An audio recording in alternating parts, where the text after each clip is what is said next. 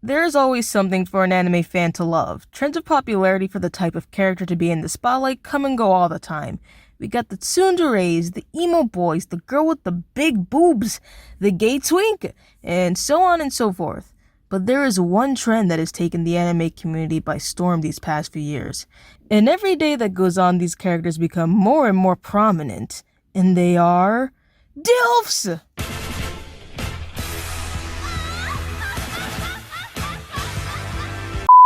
Another day, another missed opportunity to redraw my sprites. Hey guys, I'm Katanagami, welcome to my video, and if it wasn't obvious, today I am talking about DILFs, also known as dads I'd like to fuck. And I can say the F word without shame because I am not monetized. We all love a good father, a nice papa to touch the boobies of. Hopefully they're not racist.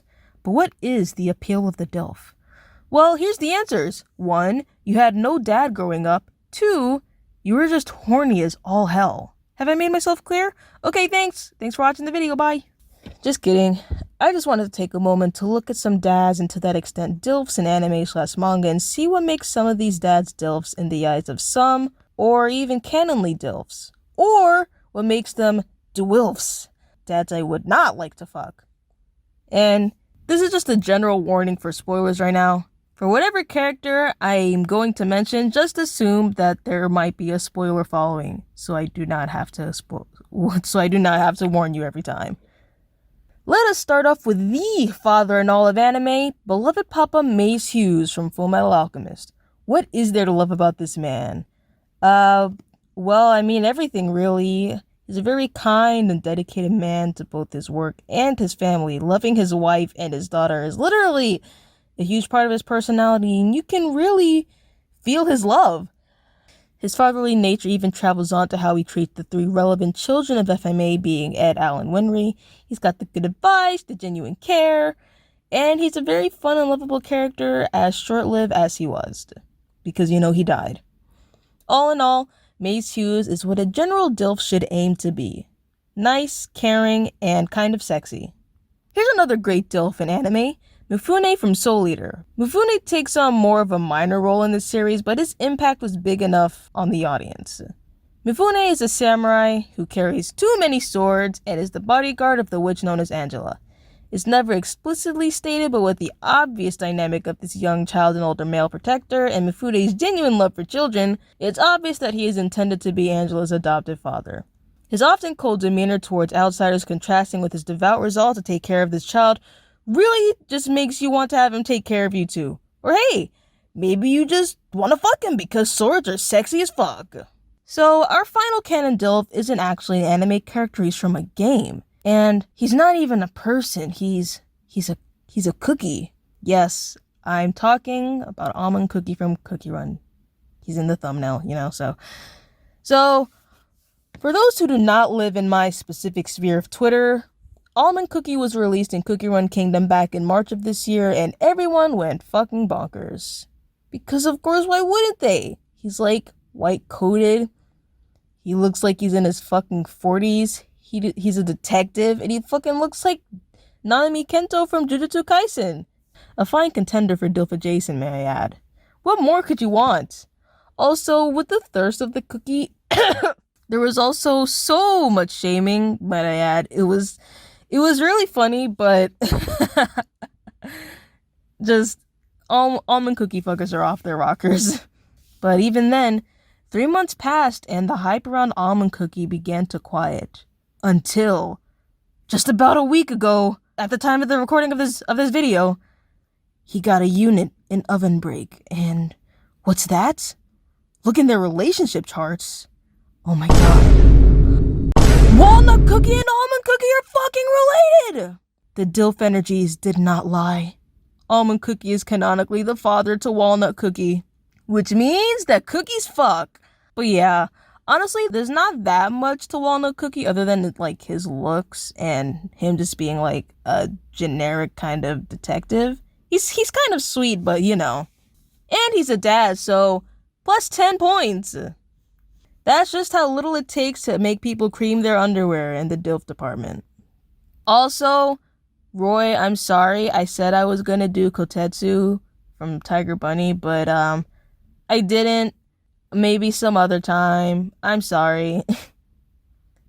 Now we begin the part of the DILFs. The men I personally want to rip to shreds with my own hands.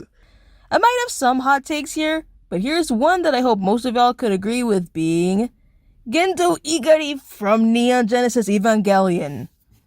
Gendo is pretty much the staple example of bad anime father, and I haven't seen a single unironic love for this man. For those who aren't in the know, Gendo is Shinji Ikari's father, and he's neglectful, abusive, and just loves child labor. And he's also kind of ugly too, like, fuck off, man. You can say he's a compelling character or whatever, but I personally can't stand him. Taking his shitty coping methods about the loss of his wife onto his son, and then also this literal clone of his wife, is kind of weird, man. I don't know about you, but it's kind of weird to me. Moving on. Our second bad papa is Sho Tucker from Fullmetal Alchemist. Why? Why is this man a bad papa? You don't know why. I pray for your soul and your ignorance. Watch Fullmetal Alchemist. Anyway, when you think of deadbeat anime father, who do you think of? Do you think of Von Hohenheim? Goku? Jing Freaks? Well, if you thought of them, you're wrong. I mean, well, maybe Jin contends for this title, but the deadbeat dad of anime is Gambino from Berserk. Like Mace Hughes, Gambino was an insanely short-lived character, but his presence is one of the core foundation in his adoptive son Guts' behavior. So, for those who don't know, Guts basically dropped out of a corpse when he was born, and was taken in by his then adoptive mother Shisu, who then passed away, and then he was taken in by Gambino, who kind of loves Shisu, and he just kind of fucking hates Guts because he thinks Guts is cursed or whatever. And he's, like, insanely harsh towards him. The way that it's written in the series kind of sort of makes it out to be a kind of tough love kind of thing. Just rough and tough and father-son things. Though, it's kind of a little bit too tough. But despite it all, Guts still views him as a father, or at least the closest thing to one. Okay, here's a trigger warning for child sexual assault, for those who do not know what happened next, right after I finish the sentence, okay? Things significantly worsen after Guts is then raped by Donovan, and then Gambino loses his leg and is now unable to fight. Things come to a boiling point when Gambino tries to kill Guts and then tells him to his face that he sold out Guts to be raped. Guts ends up killing Gambino and is ostracized from the band he stayed with as a result. So, in other words, fuck Gambino, but not literally. Fuck that guy. Ruin his life. Blow off his fucking legs and stab him in his neck. He's a DILF. Dad, I would not like to fuck. Peak DILF. So now we move on to our DILF adjacent characters. DILF adjacent characters are essentially characters that are often widespread headcanons to be father figures to whatever characters they accompany. If not widespread headcanon, then you can kind of just feel those fatherly vibes, which I guess still would technically be a headcanon, but I don't know. I hope you get what I mean. So my first one, I'm starting off kind of controversial. If you have a different opinion than me on this one, I don't really care. So Shomuru from Inuyasha is DILF adjacent. Who is his child? His children? Well, it's Rin Kohaku. Sesshomaru is a cold-hearted son of a bitch who hates humans and also hates his half-human brother Inuyasha.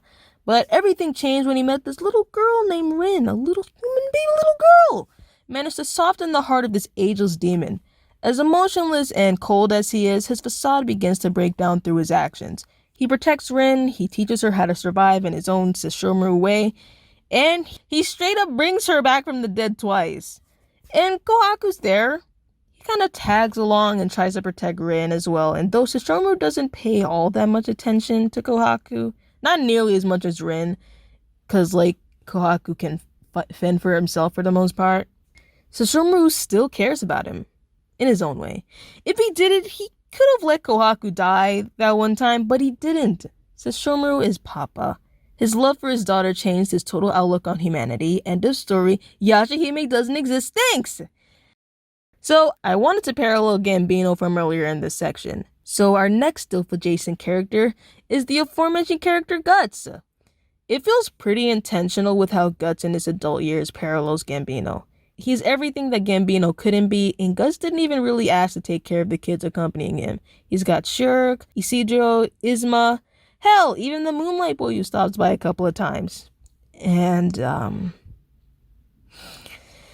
anyway, these kids are a very big part in Guts opening up again, and of course the other adults accompanying him like Farnese and Serpico are too, but we're not talking about them. It's Guts and his kids times now. It's even kind of said with Shirk about the father-daughter dynamic between them. It was kind of mentioned in a weird roundabout way that was kind of made out to be romantic, but it's pretty obvious that Shirk idolizes Guts as a father figure.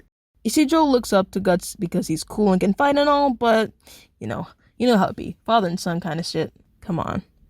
And Isma's there too. Yeah. Anyway, Guts' best reluctant dad, but no one can beat the male wife Serpico. Our final DILF adjacent character, let's give it up for the internet sex symbol Reigen Arataka! Woo, yeah, woo!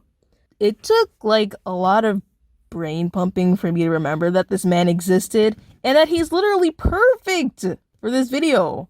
Reigen Arataka is from Mob Psycho 100, and his and Mob's dynamic is one of the most focused on in this series and probably the most important dynamic throughout the entire series. They both have impacted each other greatly for the better despite them being polar opposite characters. The care and admiration they show for one another is truly one to behold, and to watch it develop is something else entirely too. It's pretty much a staple of the series, and the fandom revels in it. I was in the Mob Psycho fandom from about 2016 to 2018, 2016 being when the anime first dropped, and everyone was kind of just on board with the idea of, yeah, Reigen adopted Mob, despite the fact that Mob's parents are surprisingly more present than most anime parents, and Reigen is also kind of like half their age.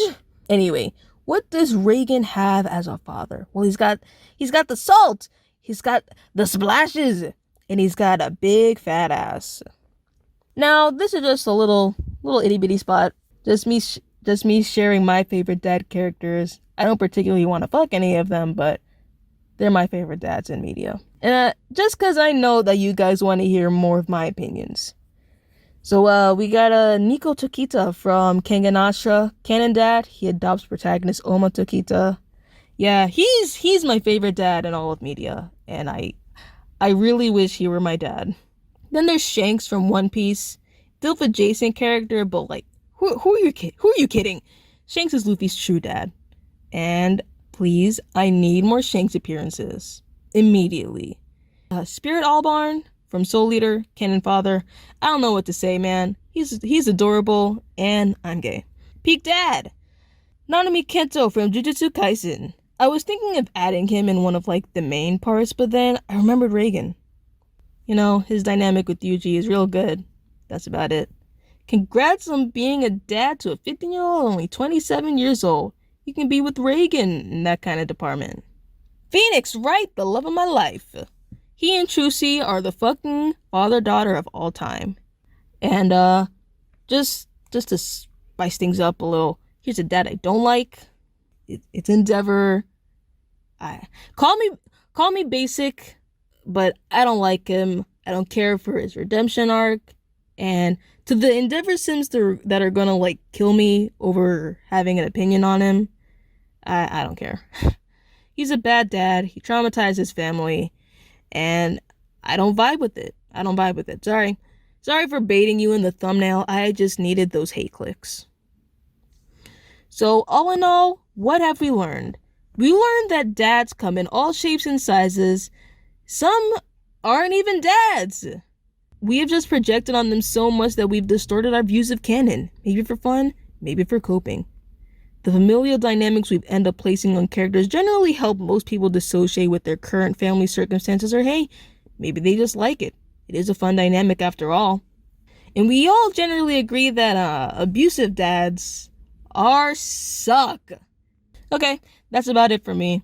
This video was pretty fun to write, and I hope to do more videos in a similar vein in the future. Make sure to Like, share, subscribe. And follow me on Twitter too. I post art there a lot, and I'm about to start updating my comic again. Until I go back to school at least. So yeah, thanks for watching, and I'll see you in the next video. Bye bye.